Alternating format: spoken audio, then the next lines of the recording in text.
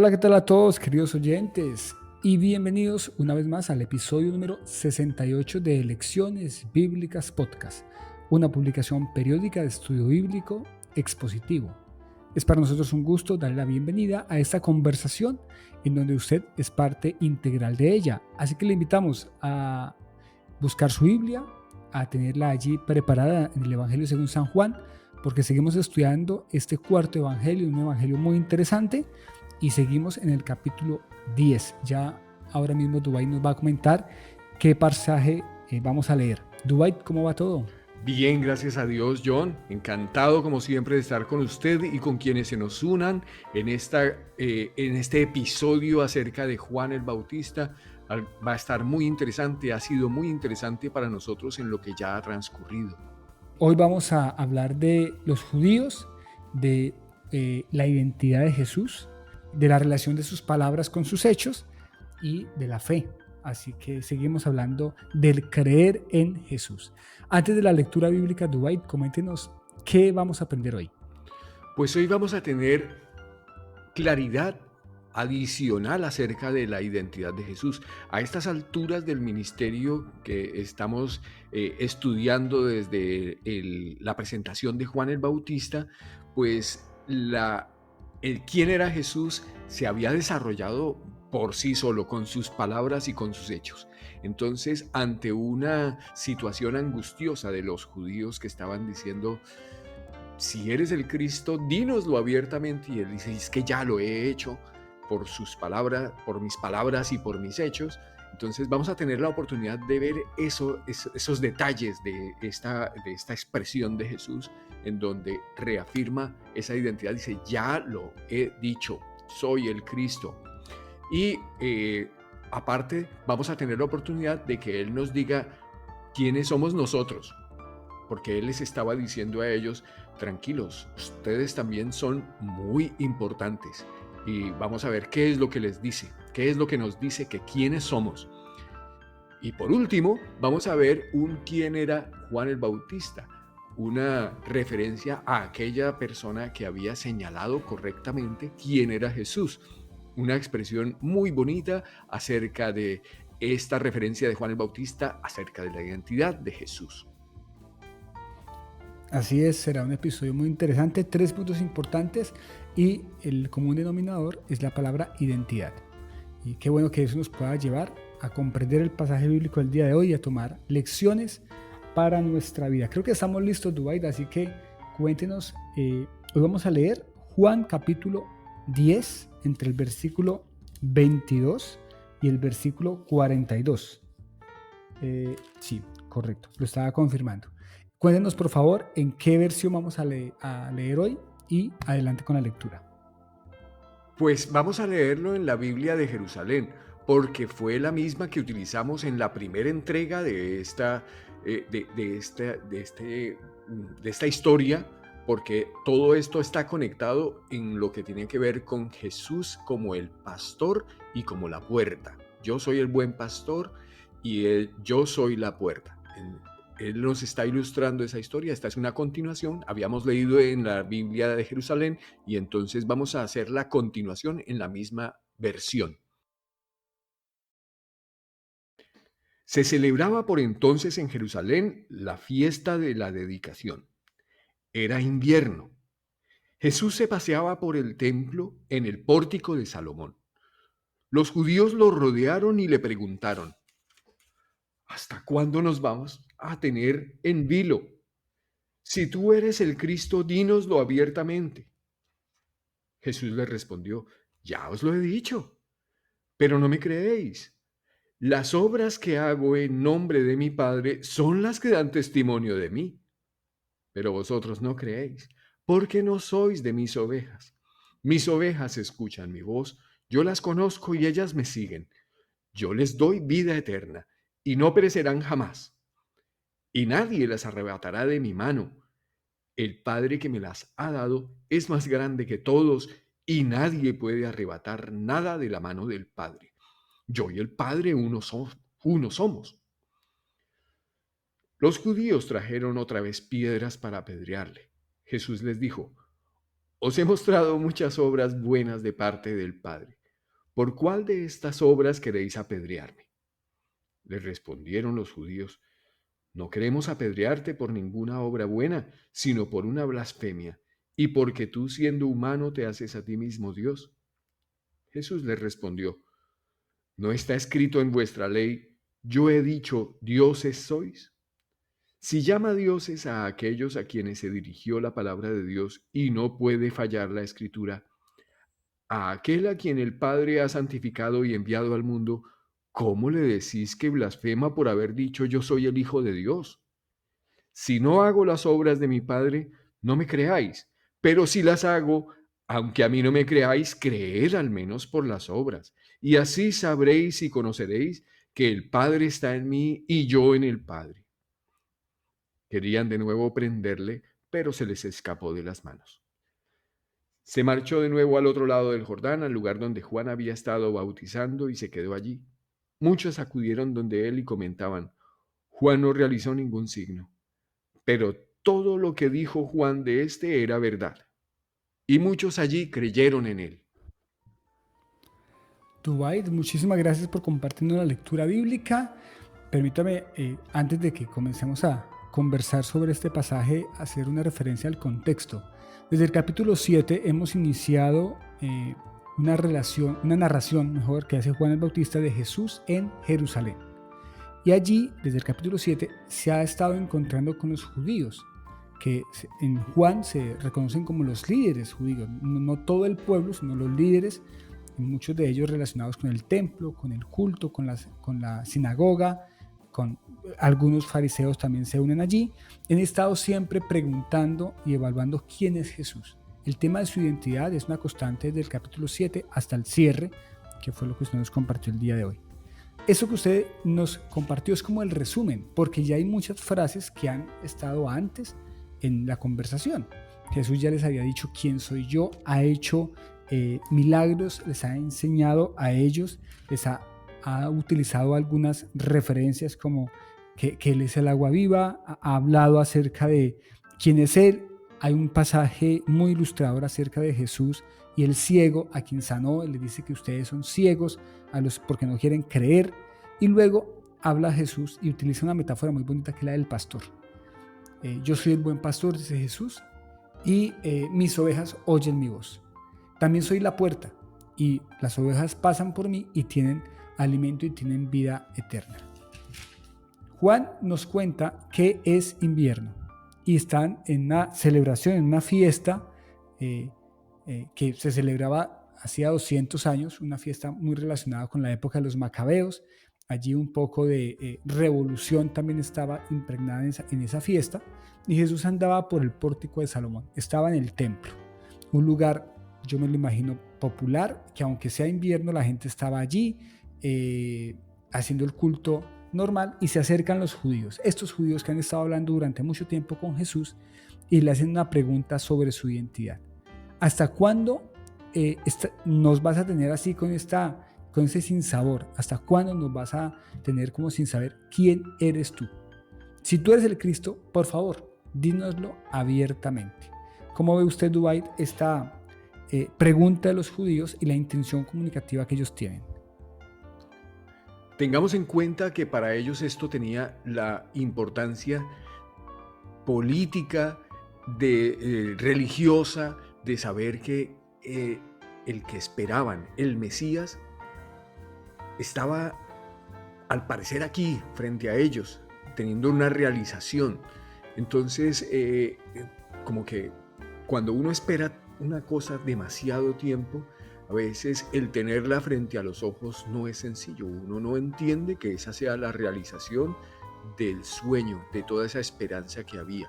Como que no se cae en la cuenta de ese hecho maravilloso. Me hace pensar en aquellas películas en donde alguien quiere encontrar a un ser amado y lo busca externamente, siendo que lo tiene es al lado. Muchas películas plantean eso así. Pues veo aquí algo similar, porque ese ser anhelado, ese Mesías que estaban ellos ansiosos que los liberara de esta subyugación de los romanos y de la vergüenza de que otros estuvieran en su territorio, y que se estuviera cumpliendo en Jesucristo, y que además pues estuviera con todos estos hechos de cómo Él venía hablándoles, sanándoles, resolviéndoles todas aquellas angustias y cosas que para ellos pues que ellos tenían cuando tenían un niño enfermo, una hija enferma, ellos mismos estaban malitos, o que tenían unos conceptos que querían corroborar, iban a este rabí y se los decía. Ya era un cúmulo de hechos y de palabras que los tenían al borde de la angustia. Si no nos tengas en este vilo, dinos abiertamente si eres el Mesías. Sí, dinos si eres este anhelado, este esperado. Y él les dice, sí, ya lo he hecho. Además de que Jesús les había dicho a ellos, yo he hecho obras y les he dicho cosas, pero ustedes no me quieren creer. Y esto ha venido siendo una constante en toda la conversión de Jesús desde el capítulo número 7. Las obras que yo hago, las hago en nombre de mi Padre. Ellas dan testimonio de mí. Si ustedes quieren saber quién soy yo, la pregunta es válida. ¿Eres tú el Cristo? Jesús les dice, pues bueno, evalúen mis palabras, evalúen mis hechos, evalúen de parte de quién vengo yo. El tema es que ustedes no me quieren creer porque ustedes no son mis ovejas. Y Jesús es claro, les dice abiertamente, ustedes no quieren identificarse como mis ovejas. Si fueran mis ovejas, ustedes entonces me escucharían, yo las reconocería y ustedes me seguirían. Y aquí hay un pasaje muy bonito que dice, mis ovejas oyen mi voz y yo las conozco y me siguen. Es un pasaje muy bonito que nos habla un poco acerca de esa referencia sobre lo que significa reconocer a Jesús. Esta semana estaba viendo un reportaje acerca del pastoreo aquí en Andalucía, y había varios encargados de las ovejas. Un abuelo con sus nietecitas y bueno, un negocio familiar que tenía que ver con las ovejas. Las ovejas escuchaban al abuelito, les hacía las voces y ellas sabían en cómo acudir a su establo. Cuando hablaban las chicas, cuando hablaban las nietecitas, las ovejas ya no hacían caso, ¿sí? Porque conocían la voz, era el de su pastor, sus voces, sus ruidos, unos ruidos muy particulares, y ellas le entendían. Y creo que eso es lo que está diciendo Jesús aquí precisamente. Esa relación entre pastor y ovejas que es tan directa, aquí no estaba sucediendo. ¿Y por qué? Porque ellos no se ubicaban en ese rol de ovejas. Es que no querían reconocer a Jesús. Y lo vemos en el versículo 31. Y es que tomaron piedras para apedrearle. Estamos en un marco, en el contexto de un juicio. Quieren enjuiciarlo a Jesús directamente.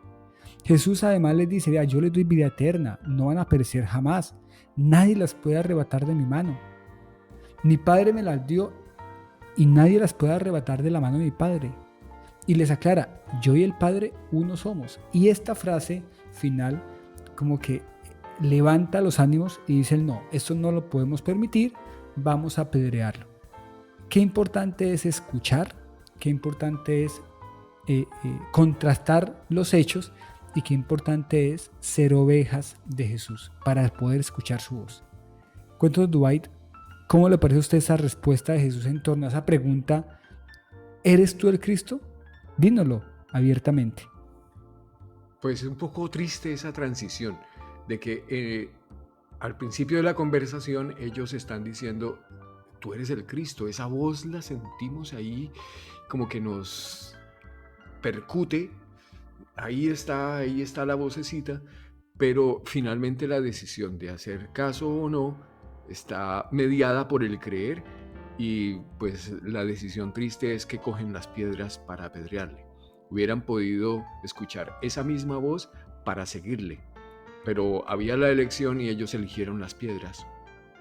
Como si fuera un juicio, Jesús les dice, muchas obras les he mostrado, ¿por cuál de ellas me apedreáis? Y ellos le dicen, mire, no lo estamos apedreando por sus obras, sino porque te haces Dios. Y aquí entonces hay un elemento fundamental que me parece importante resaltar, y es que Jesús es Dios manifestado en carne y se los hace saber a ellos. Sí, mire, yo tengo un origen, tengo un propósito, sé para dónde voy. Estoy aquí como si fuera el pastor y ustedes les invito a que sean mis ovejas, que escuchen mi voz. Pero ¿por qué no lo quieren hacer? Al contrario, me quieren apedrear.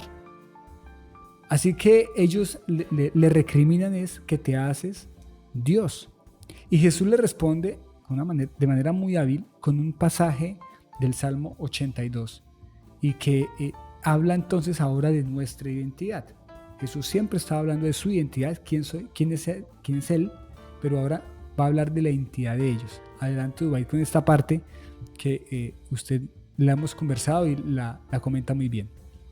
Pues acertado veo sus palabras en el sentido de que la primera referencia, la referencia más directa está con el versículo de los Salmos, Salmo 82, como usted señala, en la que dice, dioses sois, pero como hombres moriréis y como príncipes caeréis. Y tenemos también un referente en la historia de Moisés y de Aarón, que Dios les da directamente una ilustración de qué significa prácticamente, qué significa en la práctica ser Dios. Entonces dice, yo seré para ti Dios y tú lo serás para tu hermano Aarón. ¿Cómo así? Pues es que en hechos prácticos, cuando había que hacer algo, Aarón acudía a Moisés y Moisés le decía, mira, haz esto, hagamos esto, así es como vamos a hablarle a Faraón. O sea, en los negocios, en los asuntos que tenían que ver con la liberación de Israel de Egipto, esa cercanía para el día a día era el ser Dios. Porque a veces tenemos como un concepto muy abstracto de Dios, muy difícil de aterrizar en la práctica. Y no, esto era así de práctico. Quiero ir a hablar donde tal fulanito. ¿Qué hago? Voy y le pregunto a Moisés y Moisés me lo aclara. ¿Qué voy a hacer hoy? ¿Cuáles van a ser las tareas? ¿Qué hay que ejecutar para hoy? Y voy y se lo pregunto a mi hermano Moisés. Y eso significaba ser Dios. Y yo pensaba lo mismo que en estos días, una historia de Emmanuel Macron y su esposa, Brigitte Macron, le lleva a él 24 años. Entonces ella primero fue su maestra de latín y de literatura, y ella es en términos prácticos un referente muy cercano. Se dice que Emmanuel la llama a ella cada 15 minutos, porque en sus decisiones, en su día a día, en su acostarse, en su levantarse, en su ir a comer, en su viajar, está ella presente. Ella es una diosa para él. Así de práctico es el concepto de Dios, y eso es lo que Dios quiere hacer con nosotros en nuestro día a día. Un Dios no abstracto y lejano y por allá en las alturas, en un trono inaccesible. No. Él precisamente está aquí en medio de nosotros, cercano, que quiere estar en más que de cada 15 minutos de comunicación, en cada momentico, en las decisiones prácticas de la vida, nuestros problemas, nuestros viajes, nuestras felicidades, nuestras tristezas, en eso tan práctico. Así de ser Dios, así de sencillo, así de comestible, así de mundano. Y él dice, pues también vosotros dioses sois. Como hombres moriréis y como príncipes caeréis, pero dioses sois. Y aquí, para que se lo crean, Jesús acude a una frase editorial, una aclaración editorial que decía, oye, y la palabra no puede ser quebrantada. O sea, como que dice, no te creas que esto son palabras por llenar un espacio, son palabras de verdad, verdad. La palabra de Dios no puede ser quebrantada, te lo digo, créelo, eres Dios, eres así de importante. Lo que Jesús a continuación les dice es, ustedes me están juzgando por blasfemo, porque yo dije, hijo de Dios soy.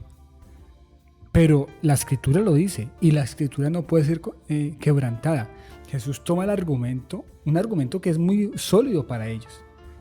Si la Escritura, si la palabra lo ha dicho, revisemos eso y pensemos un poco en esa imagen de lo que significa, lo que somos.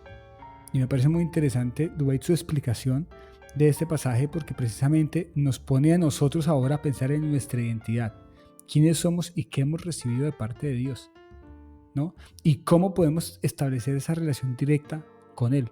Me parece muy importante. Y Jesús les vuelve y les dice, mire, si no hago las obras de mi Padre, no me crean, pero si las hago, entonces crean en las obras, para que conozcan quién está en mí, es mi Padre, y que yo estoy en Él.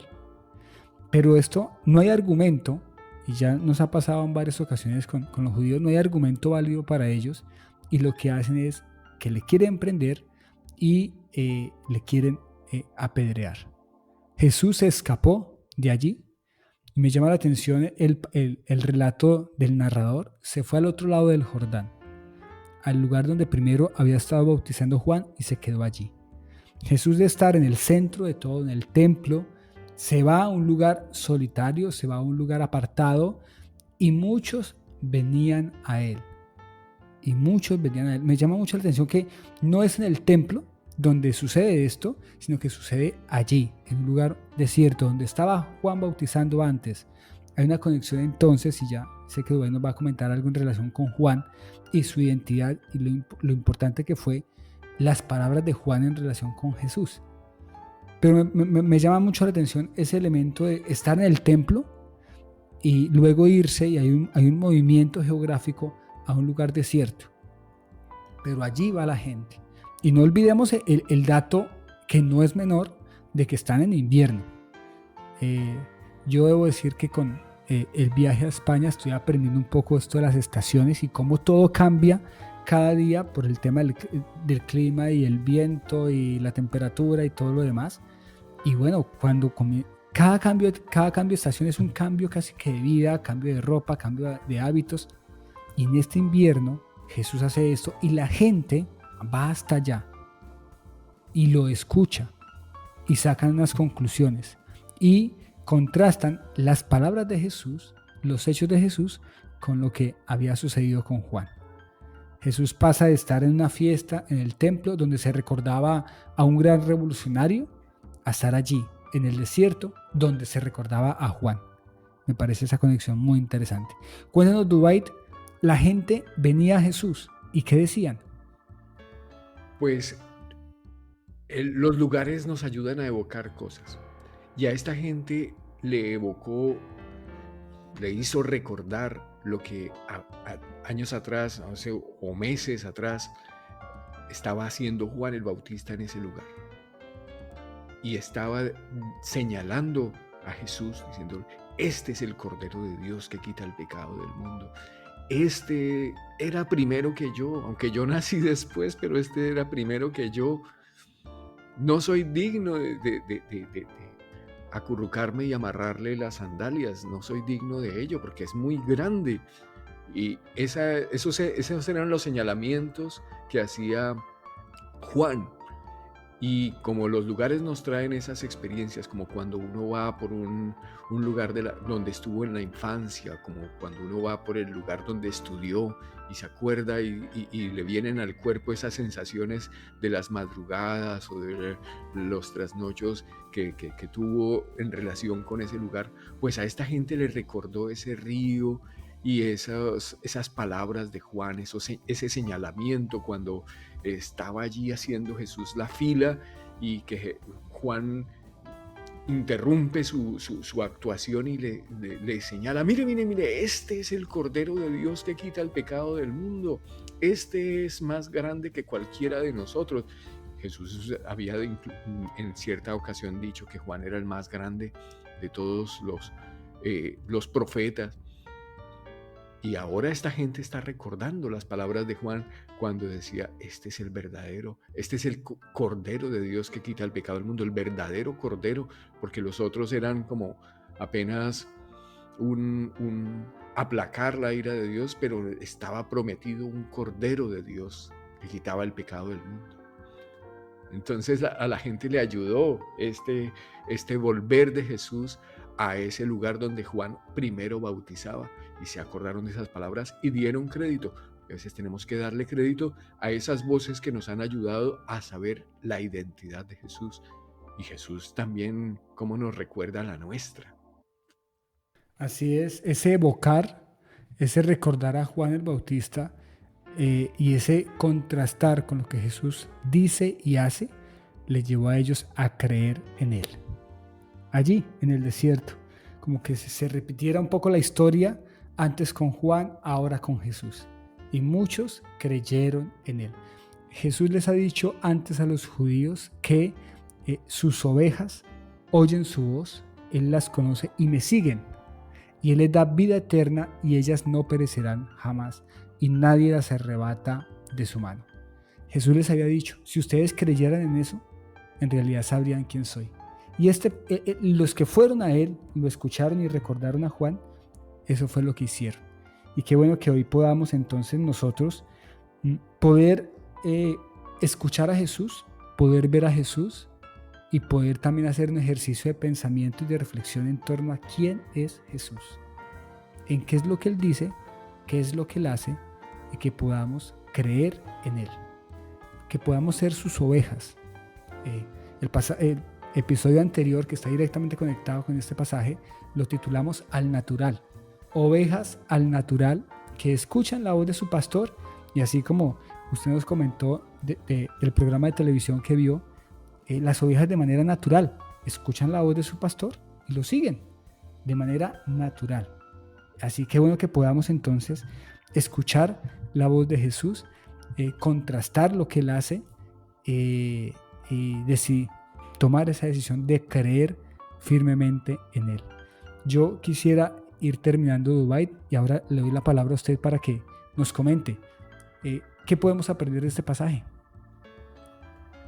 Pues primero recordar, si tengo esa intuición acerca de Jesús, si esa voz me está por allí percutiendo, si la escucho de pronto tenue o fuerte, no sé, pero que esa voz me permita decidir. Y si decido maravillarme y alegrarme de quién es Él, pues estupendo. También puedo coger piedras. Pero también quiero escuchar esa voz de Jesús que me dice, oye, la escritura no puede ser quebrantada. Cree quién eres tú. Cree quién eres tú. ¿Sabes el pedazo de importancia que tienes?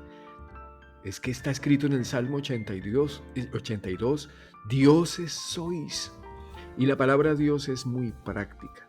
La palabra de Dios es así de práctica como eran las palabras y los hechos que tenía Moisés con Aarón, o como el que tiene el presidente francés Emmanuel Macron con su esposa, que tienen esa comunicación tan bonita y tan interesante e intensa, ¿sí? Así quisiera yo de práctica mi relación con mi Señor, con mi Dios, así de cercana, que Él me permita resolver el día a día, así de presente y de importante y de querido. Así quiero tener mi relación con este Dios, y que yo también soy Dios para Él, así de importante. Esas palabras quiero rescatar, y no quiero olvidar tampoco los lugares, las sensaciones, todo el recuerdo de esas personas que con su dedo me han ayudado a identificar quién es Jesús, así como Juan el Bautista con su dedo señaló un día, este es el verdadero Cordero, el Cordero de Dios que quita el pecado del mundo. También quiero escuchar todas esas voces de quienes me han ayudado a aclarar quién es Jesús. Pues Dubái, muy interesante lo que nos comenta, y creo que esta reflexión en torno a la identidad de Jesús, esta reflexión en torno a quién es Él, siguiendo con la metáfora de que Él es el buen pastor y nosotros somos sus ovejas, también nos lleva a pensar en quién somos nosotros. Y qué bueno tener en cuenta esa mención del Salmo 82 ahí en nuestro corazón, y eso nos va a llevar a creer en Él. La palabra creer se repite muchas veces a lo largo del Evangelio de Juan, la hemos estado escuchando, y qué bueno que este pasaje nos lleve precisamente a eso, a creer en Jesús. Pero a veces las dificultades, a veces las circunstancias de la misma vida son difíciles. Y a veces cuando llega la muerte, por ejemplo, son circunstancias que nos mueven y mueven nuestra fe, mueven en lo que creemos. Y precisamente ese es el tema de nuestro próximo episodio, porque Jesús de allí va a ir a Betania, a casa de unos amigos, y estaremos hablando entonces de Lázaro. Y cómo todo lo que Jesús dijo en Jerusalén, cómo todo lo que Jesús mostró acerca de su identidad, llega aquí a un ejercicio práctico, a un ejercicio real. Y vamos a estar hablando de Marta, de María, de Lázaro, de sus discípulos, también de los judíos que están allí alrededor. De manera que invitamos a todos nuestros oyentes a acompañarnos. Próximo episodio, Juan capítulo 11. Creo que no nos alcanzará un solo episodio para todo el capítulo, pero ya de entrada estaremos conversando acerca de este episodio. Así que los invitamos para que nos acompañen dentro de 8 días, viernes en la mañana, en una nueva conversación acerca de Juan. Dwight, ¿algo más para mencionar? No, doy gracias a Dios por todo este espacio, por la oportunidad de repasar quién es Él, quiénes somos nosotros y repasar las palabras que otros nos han dicho acerca de quién es Jesús. Un abrazo a todos, un saludo muy especial desde Mollina, Andalucía, España, y también desde Málaga, Andalucía, España. bendiciones a todos.